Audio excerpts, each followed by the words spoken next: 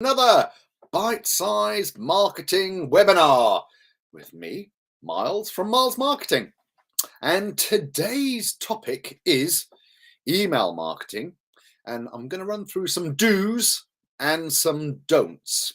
And I'll finish things up with a top three, if you like, top tips in terms of how to get started and what you should do when it comes to email marketing. Now we're on the run up to Santa's big day. God, December seems to be absolutely streaking away from us. But look, if you have any questions at all and you're watching live, drop them in the chat and I will do my very best to answer them. As all good professionals should do, I actually went on a training course last week to do with email marketing. I knew this was coming up and I just wanted to brush up on my own skills. And I'll share with you some of the things that I discovered during that. But what I'm going to say to you right now is that it's not as scary as it sounds. And actually, there are some platforms out there now that are making it very easy for everybody to be able to do email marketing. So let me just check that we are indeed live on Tinternet, which we are.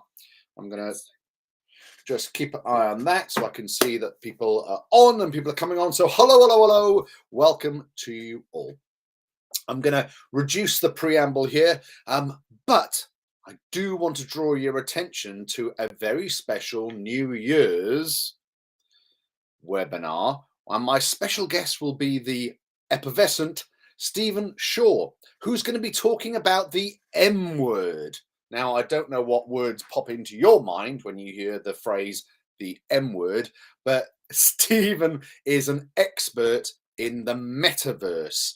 And I can't say there are many metaverse experts out there, but Stephen's going to come on and share with you what the metaverse is all about and whether or not you should be paying attention to it for your business.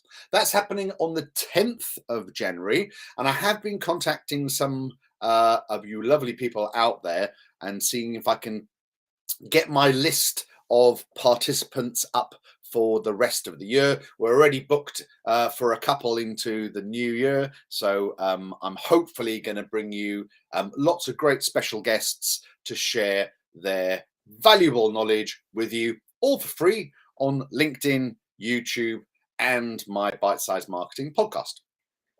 Right, let's dive into this, as I know you're all itching to know what you should do and what you shouldn't do when it comes to email marketing. So again, like I say, please get your questions in the chat or just say hello. Yeah, you don't have to be a voyeur, which I know there are plenty. And if you're watching on catch up, obviously I won't be able to answer your questions live, but my contact details are on the screen. Please just get in touch. Right, here we go. Email marketing, do's and don'ts. Now, I'm going to start off with a very straightforward do. And that's it. Do use email marketing. Now, I looked up some stats here for you, and they're quite staggering, right? I mean, if you had to wonder how many emails were sent per day worldwide, I do wonder what sort of figure you'd come up with. It would definitely be in the millions. Some of you might say it might even be in the billions. If we go back to 2017, I don't want to give you every single year, but just to grab a year, 2017, 269 billion emails worldwide per day. Right?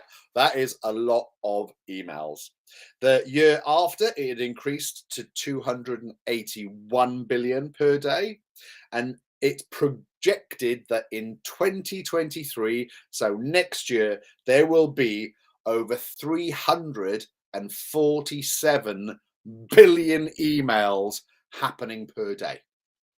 Now, I guess that throws up a couple of things, right? Surely your email is just going to be one of those 347 billion. We all get plenty of emails. But look, what I'm going to try and do today is to talk around what you should and shouldn't do to get your email to stand out from those 347 billion that are going to be out there next year. Eh?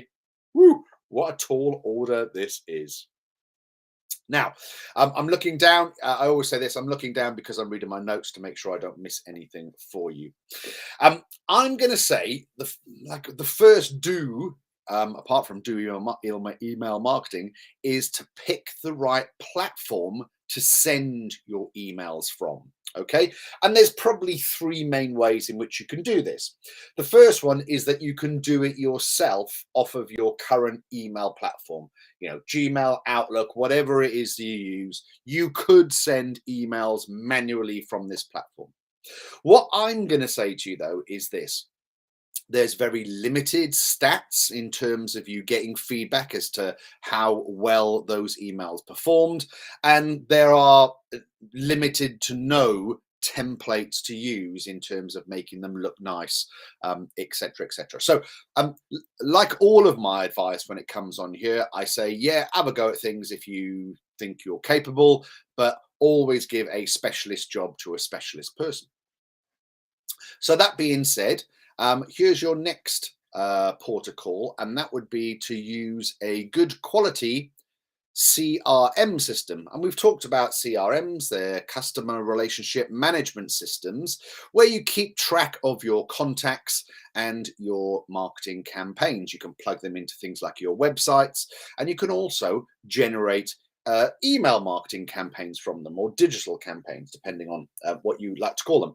So I've just picked three here. There are plenty on the market. So things like HubSpot, Salesforce, ActiveCampaign, they all have email marketing campaigns built into them, and quite frankly they really are like idiot proof.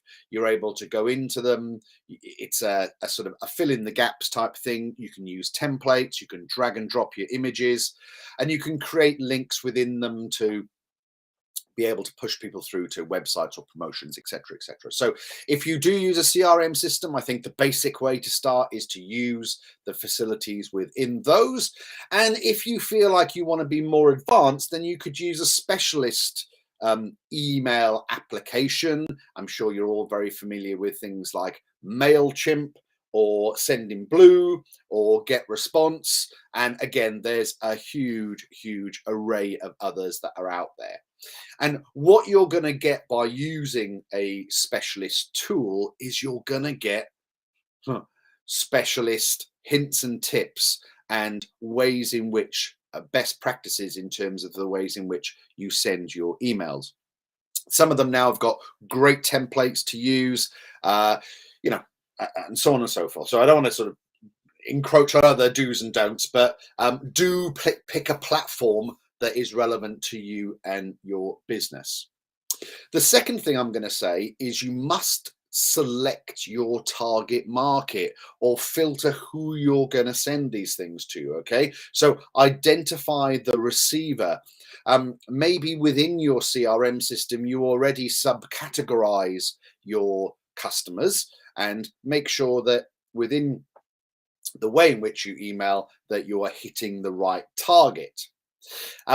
Now, you may want to break these down in terms of selecting people by a product or a service that you use, or the amount of money they spend with you, or the amount of time they've been with you, right? Or part of the buying cycle where they are, whether they sign up to a newsletter, and so on and so forth. So all of the tools that I've mentioned, with the exception of the do-it-yourself one, they will all have a way of you segmenting your target market.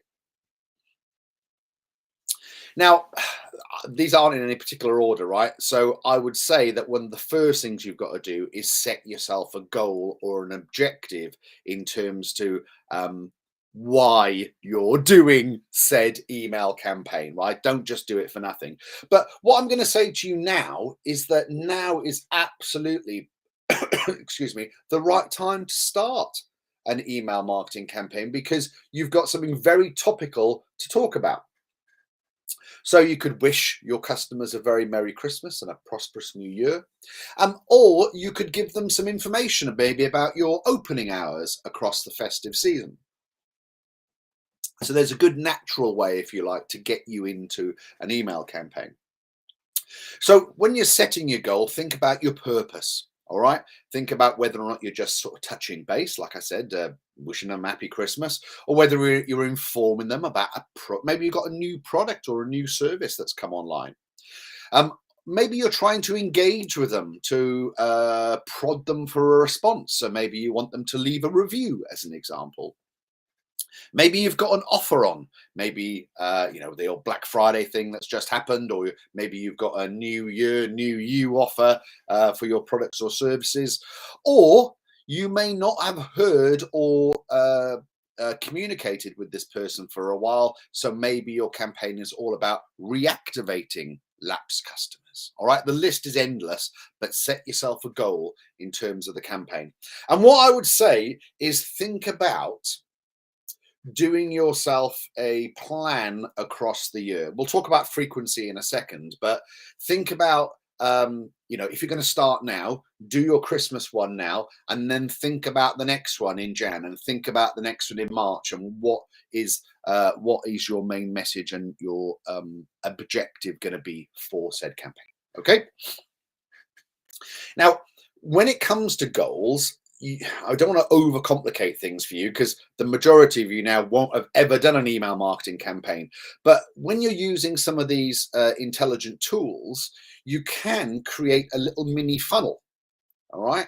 So let's say, as an example, someone buys a product or service from you, and you send out an email about some other products and services that you offer. Maybe with an embedded link, they've clicked on that link and they've looked at more information about said offer.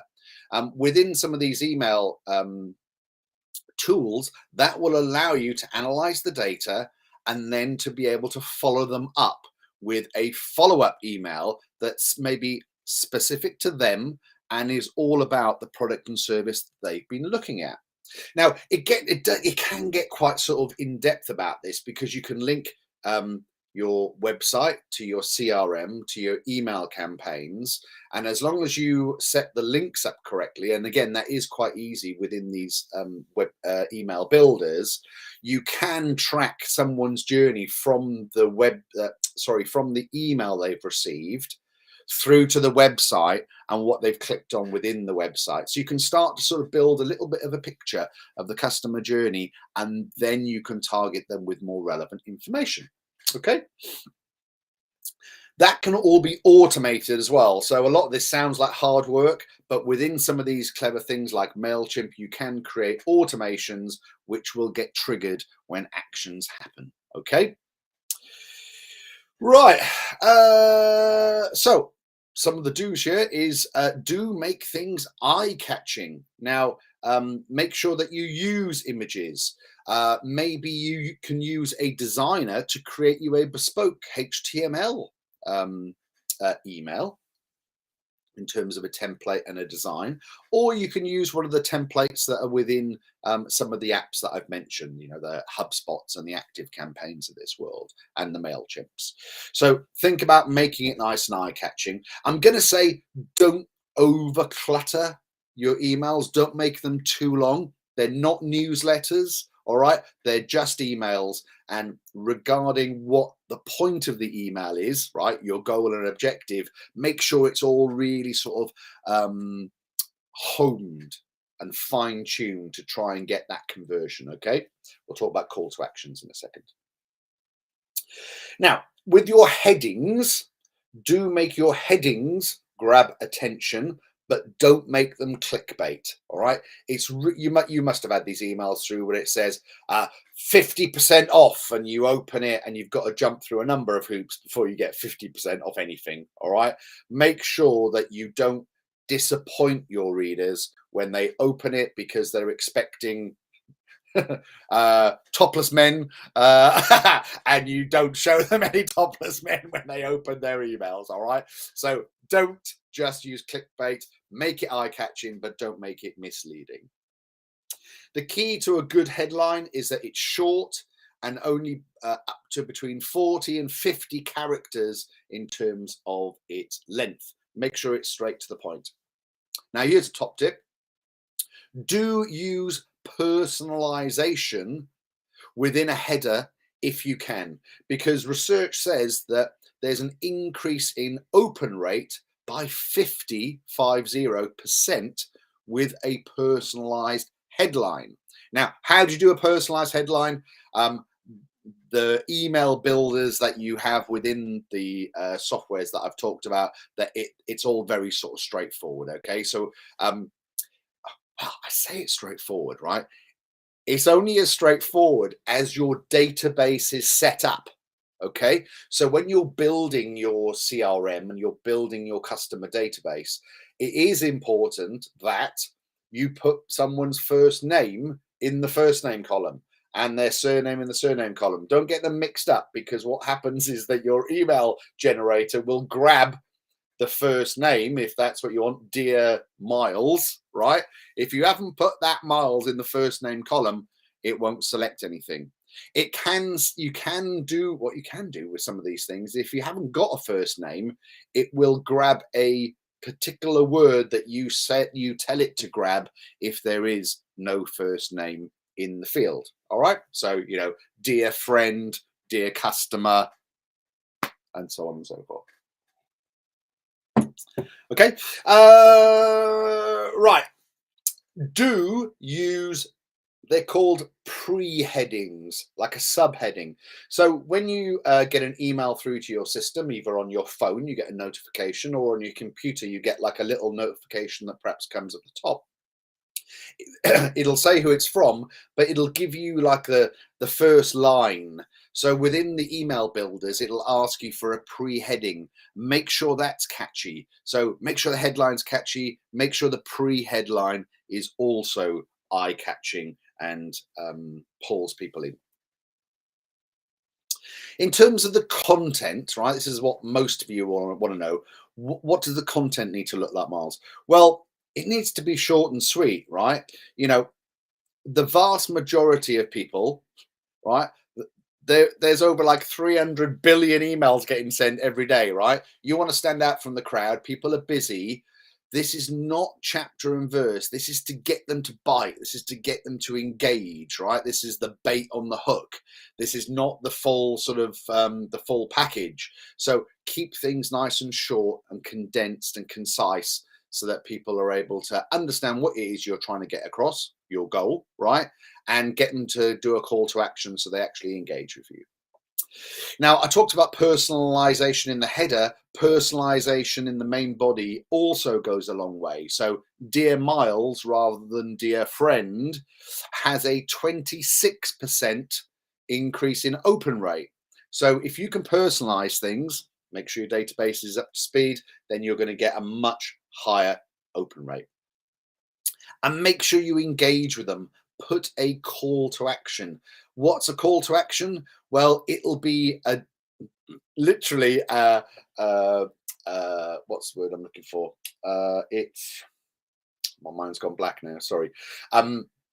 It's a directive to try and encourage the user to be able to engage with you by doing an action. I think I was struggling to find the word action there. Oh dear. Thanks for staying with us. So you're encouraging the user to perform an action, okay, to click a button or to go through and to look at something else. Now, a really good way to convert people, if you're selling widgets or services, is within your email, have a call to action, make it perhaps one call to action, click here to see the new product. And when people click there, it is worth spending time making a great landing page for people to go to. Okay, not only will you be able to track the movement to that homepage, but don't just make it to a generic page on your website. Now, look, have you got to do this all the time? No. If you start today and you write an email, do you need a landing page? No. Okay, but you can imagine if you're sending people information about one product that you offer, and on your website you've got 10 products, and you send them to the generic product page, which has 10 products, the likelihood of them getting bored or not seeing the product they want is quite high. Okay, so by you creating a landing page or just a page that is focused on that product on your website, you're much more likely to convert people in terms of engaging with you, right? So, right, the next thing is do use, in my opinion, use the software out there to collect the data and then to analyze the data. So things like open rates, how many of your emails have been opened by people, how many links have been clicked, you know, tracking people who have opened things and the amount of times they're opened things and when they engaged. This is where linking things back through your CRM system and your website is really good, because then you can start to build some automations. You know, knowledge is power and data is king, right? So the more information you can pull together, the more you're able to then, what's the word? Tailor and personalize your follow up to these people. Now, the next one is how often should you communicate with people? So I'm going to say if you're not sending emails at the moment, then just sending one's better than never have sent whenever, right? But every day, in my opinion, is too much. I have had emails from people every day, and within a week, I've unsubscribed. Okay, it's too much, especially when it's not something, you know, that I'm terribly passionate about. Okay, if I've got a hobby or a pastime that I'm really into and I'm getting daily updates about my hobby and my interest, well, okay, maybe I will continue to look at it. But if I'm getting spammed by a business that I dealt with once, then I'm very likely to unsubscribe. So think about the frequency. Every day is too much. Every week, possibly. I would still say too much. Every month, yes, maybe too long. So I'm going to say use the power of 3. All right. So if you're going to write something down, write this down. When you send your first email, within your automation, wait 3 days for a follow up. Okay. And then wait 3 weeks to send a fresh email out. All right. So 3 days for a follow up, 3 weeks for your next email to go out.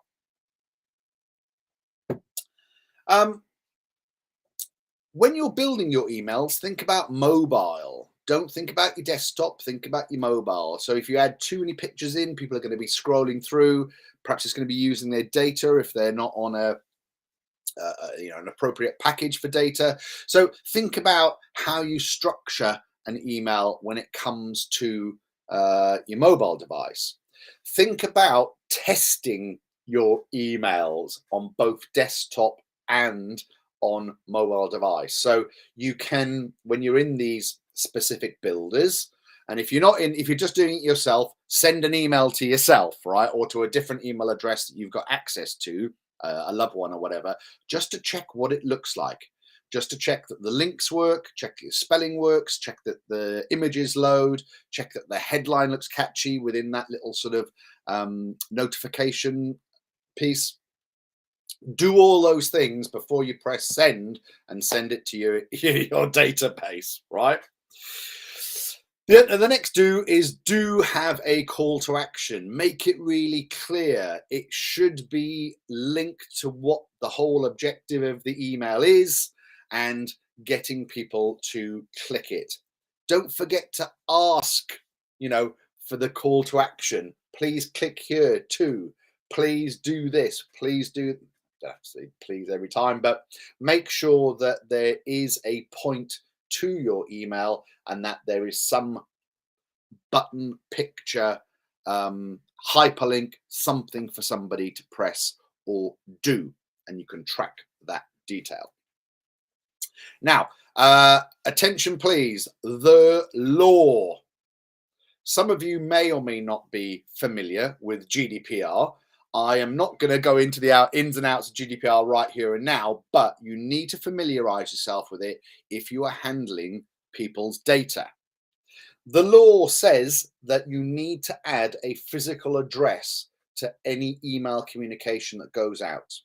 Okay, so I would say your registered office address Or if you don't want to give that away, then a PO box address. But it can't be just any old random PO box address. It needs to be registered to your name. I'd suggest not giving out your home address, so please use a business address, but you have to have, by law, a physical address on your email, and you must have the opportunity for people to opt out or unsubscribe from the list.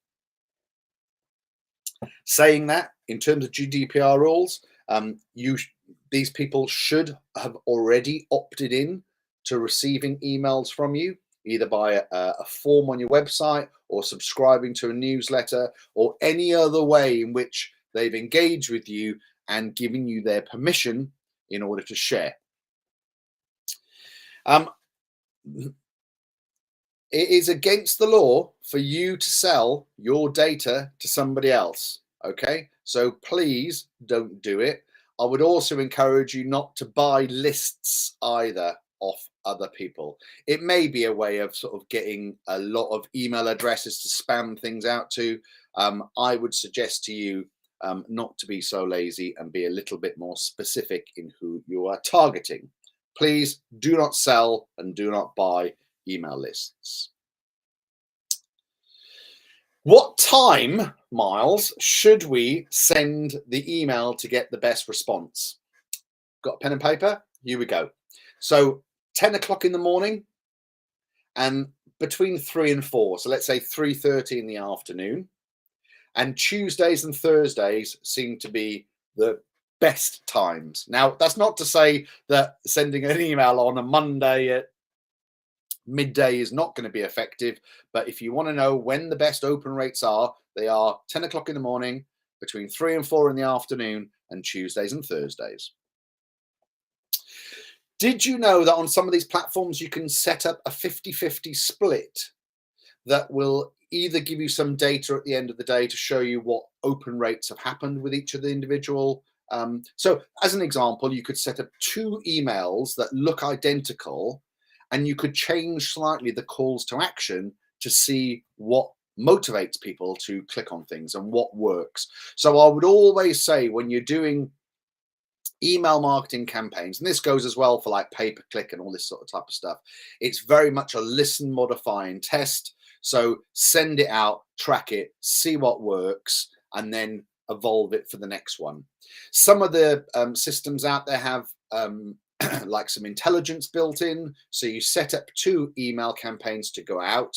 It will send a fraction of your database the email, and whichever one gets better open rates, it will then like automatically switch to the one that's more popular. Very clever stuff that's out there now. So think about that. Oh, I tell you what, well, does it amaze me how fast these half-an-hour sessions go and how much we cover off? So hopefully you found that useful. If you've got any questions, pop them in the chat now, because I'm about to go through my top 3 tips for email marketing campaigns. And they are: do grow your email list the right way. Get people to sign up and opt in. And please don't sell or buy in lists. The second top tip is do analyze your data and use it to follow up.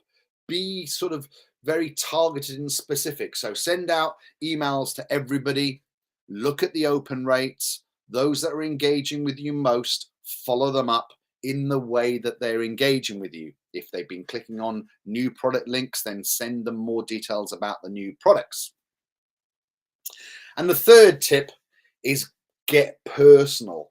Personalize your emails, and you will cut through those billions, those hundreds of billions of emails that get sent per day.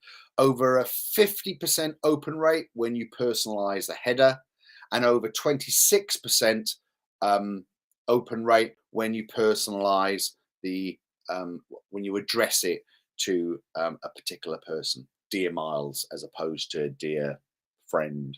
All right, there we go. I hope you have enjoyed that. As usual, you can listen to all of the podcasts, webinars, either back on LinkedIn by going to my my personal page and looking through what I've posted, or you can track down my YouTube channel, Miles Marketing YouTube channel, or you can look for the Bite Size Marketing on your favorite podcast platform, where I've been cutting the audio from these and streaming them on there.